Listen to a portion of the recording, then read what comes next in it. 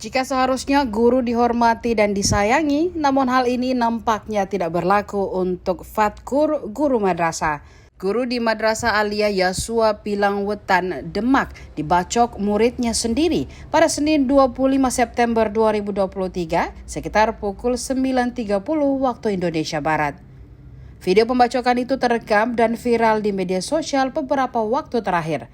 Fatkur dibacok siswanya berinisial R saat sedang mengawasi penilaian tengah semester atau PTS.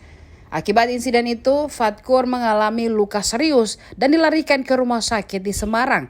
Informasi yang diterima, pembacokan dilakukan R, siswa kelas 12. R tidak terima mendapatkan nilai tengah semester yang jelek. Setelah membacok guru, R membuang barang bukti di kelas dan melarikan diri mengendarai sepeda motornya. Saat dikonfirmasi, Kasat Reskrim Polres Demak, AKP Winardi membenarkan kejadian tersebut. Ia menjelaskan bahwa saat ini pihaknya masih mengejar pelaku. Menurut Winardi, R emosi setelah menerima hasil nilai tengah semester yang tidak sesuai dengan harapan.